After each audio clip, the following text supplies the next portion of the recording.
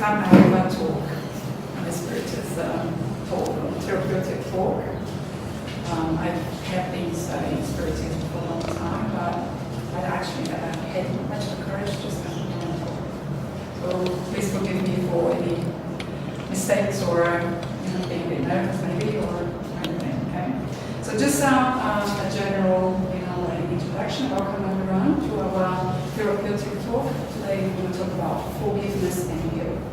So just a few information. There is a basic Spiritism course run by Daniel Assisi. So you can get some information on our Facebook. It's actually an online course that's run by Daniel Assisi. Is actually based in America. And so wants to learn a bit more about Spiritism. It's a good actually way of doing it. Also, we're promoting this for this month of November, Week of Action. So maybe for everyone from the day of the 12th or 17th of November, anyone motivating people to get active into the community. So donating blood or going to a nursing home and just talk to elderly, they might not have families, and just being involved the community. Okay, so maybe when we start now the Light in the Shire, we just each one kind of decide which talk they were going to talk about it, and I decided to talk about forgiveness because for me forgiveness is something I struggle with, and I'm sure lots of people do. In our daily lives, in general, I do have a little problem. Most of the time when we speak in front of other people, we have to prepare ourselves to do the talk, so it means we have to study a lot to be able to produce a half-an-hour talk. And that is actually, help us also. So it's amazing the amount of information we get. And how inspiring it becomes actually just to study, to try to talk for half an hour. So most of the people think that people that generally stand up here, they are any better than anyone. And it's actually generally the case is the opposite. Most of the people that are actually talking here, they are the ones in more need of actually what's being taught. So that's definitely my case. So people expect to say, like in actions and stuff like, well, she is a spiritist, she should be better. I was like, that's exactly the reason I'm here, is actually to learn. So everyone, we base the principle that everyone is the same, and everyone is here to learn every year. It is here to evolve as a person, as a spirit. So I'm like everyone in better. Okay, so, and it's forgiveness is like for most of the people it's so difficult. How can you forgive someone that does so many bad things to us sometimes? And sometimes we hear stories of people and how people actually can forgive bad things that they've done for them. So what is forgiveness? Anyone? What's your concept? Anyone? Idea? If you go on the dictionary, it says the action or process of forgiving or being forgiven. So what is forgive? Forgive. Let go. Let go, yeah. So it's mainly to stop feeling angry or resentful towards someone for the offense or flaws or mistakes. So this is actually a Google, but it's just basic, that's it. So if you go in the dictionary and Google, that's what you're going to find, one of the definitions. Okay, so most of people have this wrong idea that forgive is just to let it go sometimes, or just to accepting things, passively, accepting things passively, and not necessarily it is, So it's just like. You don't So people do something to you, you just take it on, and it's not about that. This is not forgiveness, you know. So that's like, so there is a difference between to forgive and to forget. Yeah. So at the end of the day, everyone wants to be happy, and for me, like a few years ago, I've done a course. And it's very interesting because just making an analogy of what forgiveness was. I've done this course, and at the end, I was able to forgive some of the stuff that happened to me in the past. And I just, you know, there was an analogy made that forgiveness is like a rucksack or suitcase that you carry. So everything that happens to you is like any bad thing that's done to you is like a rock that you put in that suitcase or on that rucksack, and you carry with you. So most of the people, they carry they walk the entire lives, carry all this heavy weight in their backs. You know, so forgiveness is exactly that. Is let that suitcase and let it go. You know, and stop carrying that heavy weight.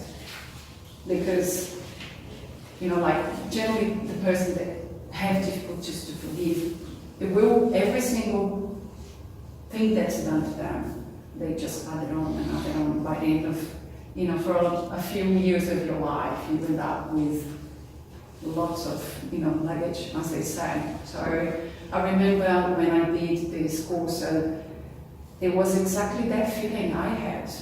It was just that I was letting go a heavy suitcase that I was carrying with me for a long time. So,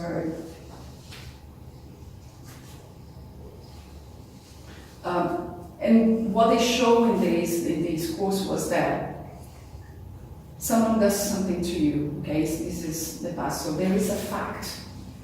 And around that fact, we create a story around that fact. Yeah, so you can't change the fact, but you can change the story.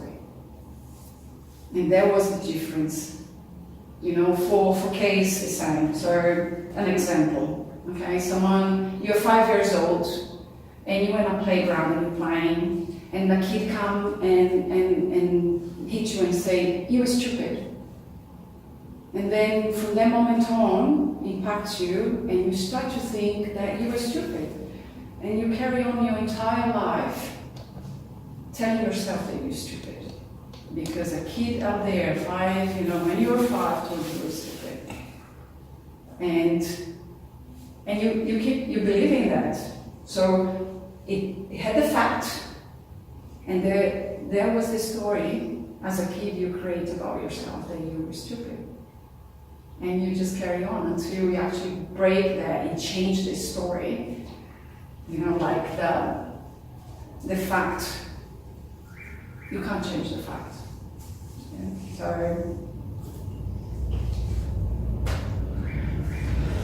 there is a Spiritist writer called Hamed, and he has a book called Changing Attitudes, which is, do we have a book? Sorry, it's in that bag. I forgot to put it in your bag? Yeah.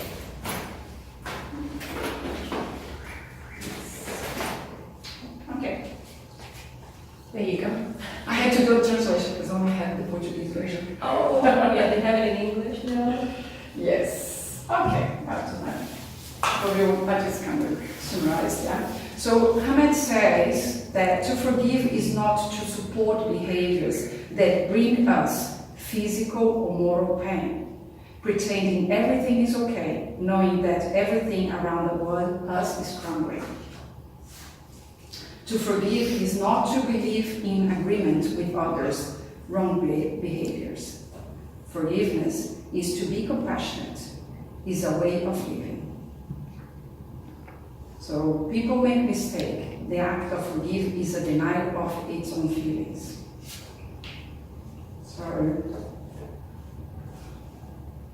So that's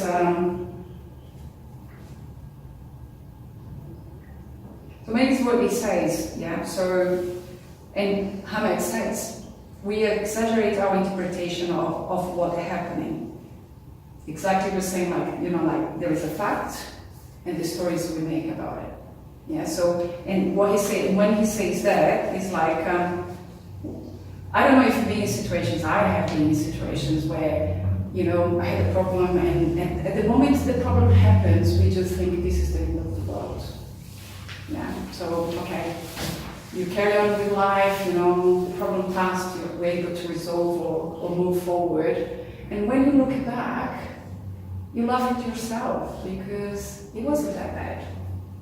I had many times, I don't know, it was like, so it's just, and that's what he says here. So he says, we exaggerate our interpretation of what happened. And in this what does, this is what causes this imbalance.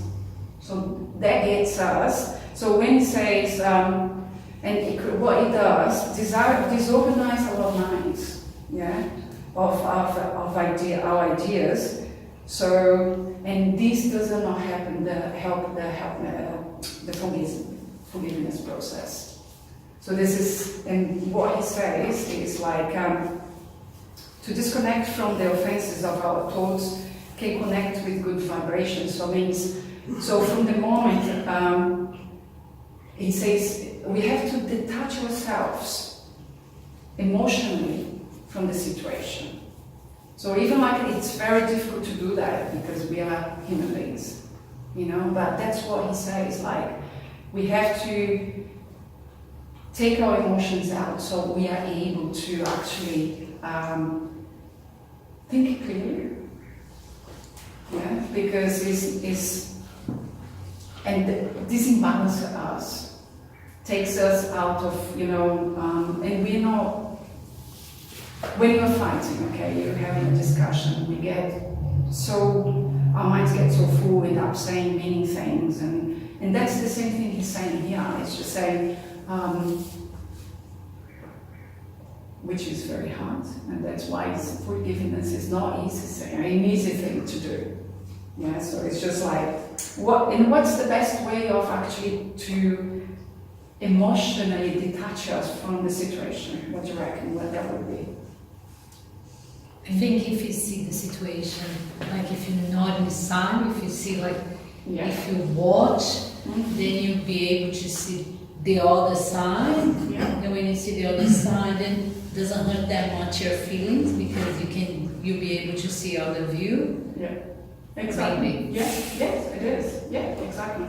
This is one of the actually great ways, like saying every side of the story has to, you know, most of the stuff is two people. So it, you know, like we see normally outside on the situation, and so if we put ourselves in someone else's shoes, we might think differently. Yeah, that's true. But like one of the great ways of actually is actually to pray and just like to try to connect yourself with your mentor, your guide angel, or you know, with the universe or the energy, whatever you believe. You know, it's like and just calm yourself down. Ask for help, ask for guidance, ask for, and just,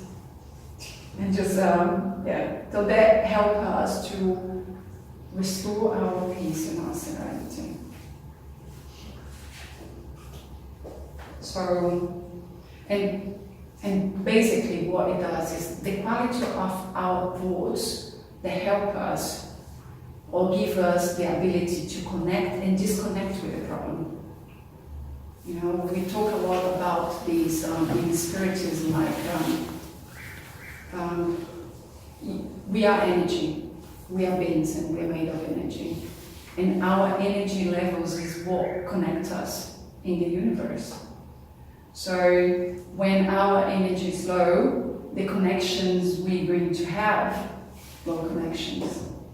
Yeah, so when we are able to disconnect and control that, you know, when we're having problems and try to keep our minds, you know, the serenity is, it helps us to think better and help us with the problem or with the situation.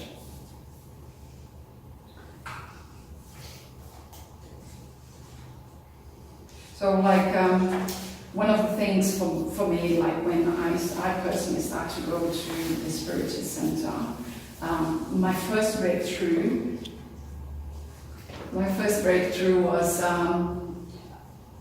I was going through a difficult moment in my life, and someone done something bad to me, and I was feeling a victim of that situation. I was feeling that I was, oh, poor me, you know, that happened to me, and that person so bad, that to me. And then when I start to study and I start to, you know, go into the, you know, this therapeutic, so I just realized that I made choices in my life, and that those choices made, you know, those were consequences of the choices I made. And in most of these situations, you know, when we put ourselves in a victim situation, it's difficult to see the big picture, because then we believe the problem is only on the other person and not sometimes on ourselves. Or what was our contribution for that problem, for that situation. Sometimes, you know, we kind of contribute for something to happen. Yeah? And it's like it brings us also back in Spiritism. We talk, and this is actually a physical law of the action and reaction. Okay? We live the moment. We don't know anything about past lives. So it's very easy for us to say, you know, like, oh, it's happening to me and it's bad. But this must be, sometimes it can be like an expiation from previous life. You know, something that we've done in previous life that we had to go through now in this existence, to go through that situation to be able to evolve or to be able to repair maybe the damage or something we've done in the past. We believe in Spiritism that we choose our reincarnational path, that we come to this world to evolve as a spirit, and we evolve through expiation. By, you know, suffering, we learn. And so sometimes, you know, like, this is part of the process. Sometimes that person is in your life to teach you that lesson. It's very hard to see at the moment it happens. It's just like, it doesn't happen at the moment. You have to actually think a lot, you know, but that helps you. You know, this is like a tool, like tools that help you to understand and forgive. Yeah, so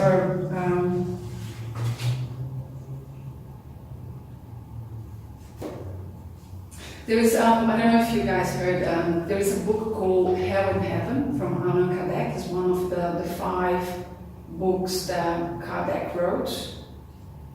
We have here. Oh, if you can read this book, it's amazing. Should read it. It's Hell and Heaven. So this is first part of this book. It talks about the Spiritist doctrine.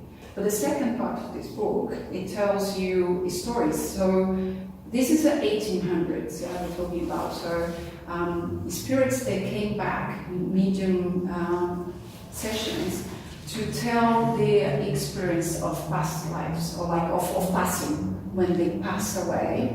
And so, of course, it starts with the people that are actually very evolved, and then just go to, you know, down to people that are actually really attached to material life. But it's really amazing reading, because what shows you, of course, I went straight to the second part.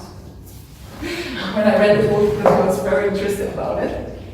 And but it's mainly actually many stories, yeah. What people happen to them, you know, either been killed, wherever, and the reasons why they're going through that situation. I got one of the things in the book, like one of the chapters, and it's mainly about this boy.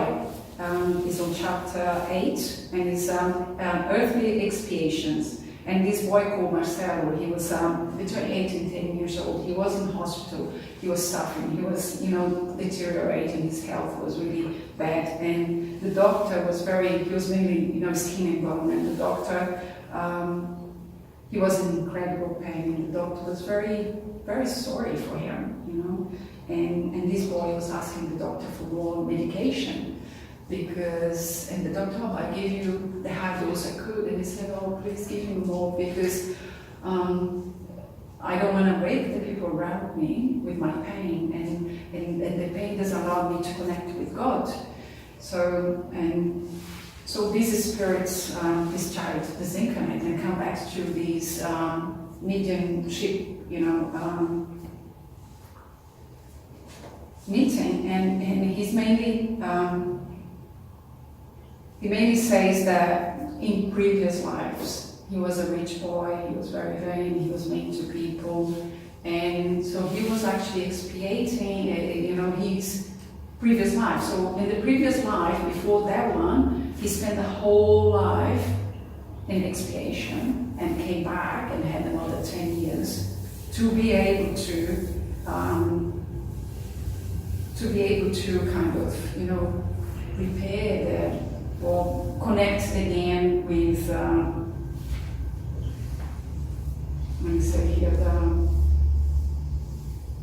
the reconcile with God's grace.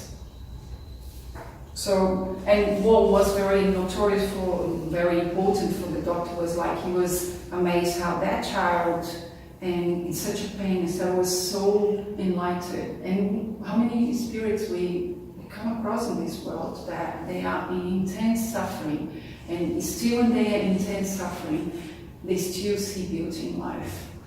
You know, they still see that there's hope. And that gives us, you know, like, it's inspiring, you know, someone gives some, especially kids, when you see kids suffering and they still give us, and, you know, a smile and tell you that that's nothing, and you just think, wow, what a spirit or elevator or, you know, high spirits that person is.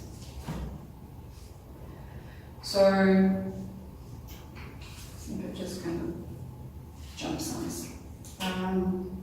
There is a Spiritist speaker in Brazil called Allan Kardec. I don't know if you guys remember her or seen any of her talks. And she has a 4-minute talk about unconditional forgiveness. And she says it's basic to change the views. Okay, but do not get offended. So it's simply as that. And she says, like Francis of Assisi, it says, to be able to forgive unconditionally, you have to become, try to find the translation of the word, and we came up with thick skin, or unperturbable. So I can't even say it. But it's mainly not being touched by the situation, yeah. So you should be humble. You know, humbleness is to be forgiven. And she mentions that it's 3 things that we normally are, and that's why we struggle with forgive. You either selfish, you either proud, or you either vain. So selfish will be me first me. I'm always the first one. And then second would be proud, where I'm the best. You know, so no one can say anything to me because, you know, I'm untouchable. And vain. So once the vain person wants the world to know everything. So like, and I relate to that a little bit. While I was doing this study over the weekend, I went to the hospital and I ended up stuck in emergency for 6 hours, and I was so frustrated. And I just posted on Facebook and saying, oh, 6 hours here waiting, and I was just like, what happened? I'm like, I stayed 6 hours in hospital emergency and I didn't see the doctor. And that was me in vain. So it was like, what was the lesson? I was listening some stuff and trying to study. This was middle of the night, yeah, and I was just wanted to go home and sleep. And it was like, when I was writing down the stuff today, I said, I can connect to that. I just told everyone that, you know. It was like how frustrated I was that I was being pushed out in the emergency queue and not being seen by a doctor. So And was actually in hospital when I saw this video about this girl. Now she's a woman, but her name is Elizabeth Smart. And this girl was kidnapped at the age of 14 by a man called Brian Mitchell. Okay, so what this man made, he made her to marry him. So it's like, he kidnapped her and married to her. And she was found 9 months later, her kidnapped.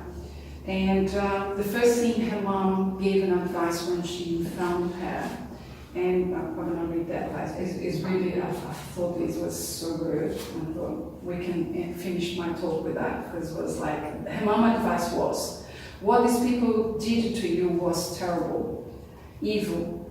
They took 9 months of your life that you will never get back. The best punishment you can give them is not to be happy, is to be happy, is to move forward with your life.